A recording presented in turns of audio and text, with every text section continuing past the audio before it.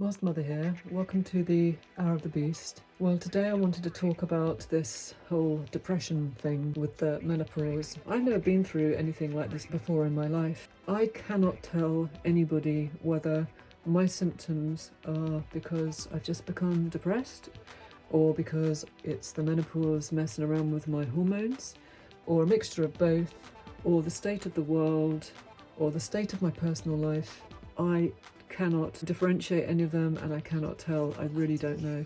The only thing I can say is I'm going to presume that part of it comes down to hormonal imbalances, and I feel if you have got a really good support structure, people around you that love you and care about you and maybe nurture you a little bit and look after you, I think it can help make the other symptoms a little bit better.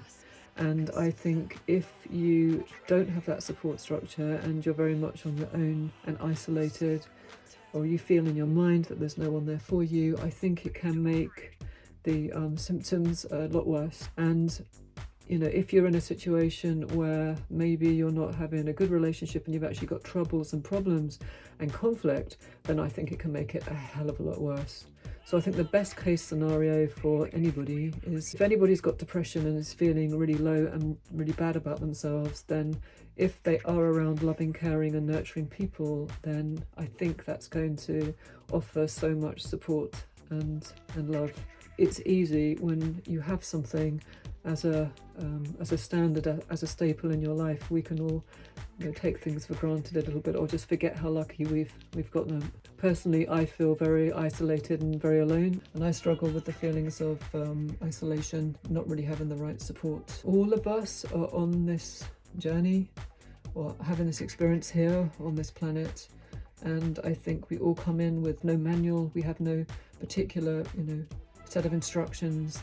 And we all come here with our problems and our deficiencies. We're not always the best support for other people. A lot of people don't know how to be a support, and they don't know how to talk, they don't know how to communicate, and everybody has different needs. I know people who are a lot more self-reliant and strong than I am, and I marvel at them and I wonder and I ask them questions, and I say, well, how did you cope, when your husband died? And they say, nope, it was sad, but I was okay. They were surrounded by family, but not to the extent where they were mollycoddled. Or I'm not saying I want to be mollycoddled, but I'm just saying that they may have had grown-up children, but they were still alone, and they still lived alone, and they still had to get on with it, and they coped really well. And I know quite a few people who I consider incredibly strong. They seem to be, from what I've seen, really quite fulfilled and satisfied lifestyles. But what I do know about these individuals, every single one of them,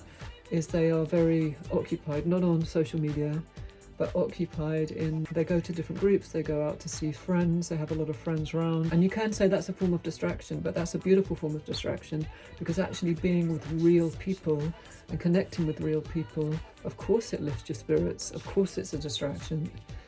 So especially if you've got people that actually want to listen to you and your story, as well as us wanting to listen to them. My struggle with depression, and I know some people watching this think depression isn't real, or it's an excuse for something, and it may be, maybe my depression is a deeply unconscious excuse for me not getting on with the things I want to get on with, or maybe it's an excuse for me, maybe I'm self-sabotaging, and maybe I'm ungrateful for everything I've got, even though I've created it all myself. Maybe I don't like myself enough to be to have gratitude for myself and what I've created. So, because I don't know, it's a really double-edged sword, that one, for me, when people say you should have all this gratitude. And I'm going to make another video on gratitude, because I just really struggle to buy into it, the gratitude thing. What I've got here, people say, oh, you're really lucky to have all this land. Part of it might have been luck, that things came together at the right time and I had enough money to actually put a deposit down on this place. But it wasn't luck, it was planning, and it was preparation, and it was me spending years and years looking for a property and constantly searching. And that's when I had the hunger to do it, when I really wanted to do it, and I knew what I wanted and I knew what I was going for. And that makes all the difference, because if you've got that complete fire behind you and that passion and that hunger, it is just amazing what you can achieve. And if you don't have it, like I don't now, do not know what is wrong with me. I'm working on sheer discipline and routine, and most of the time I'm failing hopelessly. I don't have that fire and passion. It's there somewhere, but it's like an ember inside of me rather than, you know, a massive flame. And that was so much what I was like, but for whatever reason, and I know I'm not alone, I've got friends that feel exactly the same way, but I'm struggling every single day, and in a way getting more and more despondent every day, and trying to push myself harder at the same time, knowing that it's just a downhill spiral unless I do something about it.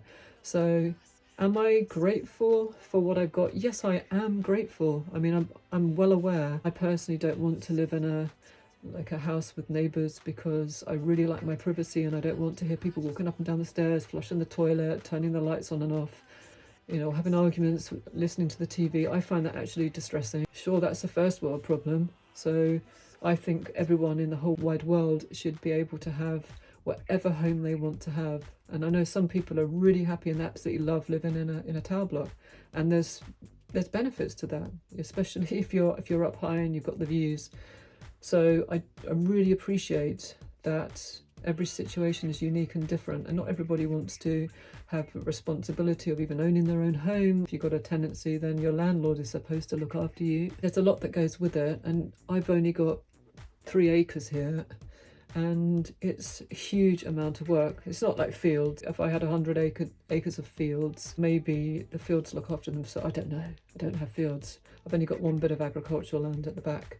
But it's a lot of work. Yes, I am grateful when I go outside. You know, pretty much a hermit. I'm grateful when I can go outside, I can walk around my own land, I can get some fresh air. What's happened on the land has been my vision, and I've made it happen. Then it sounds like, should I be grateful to myself? And I'm just not grateful to myself.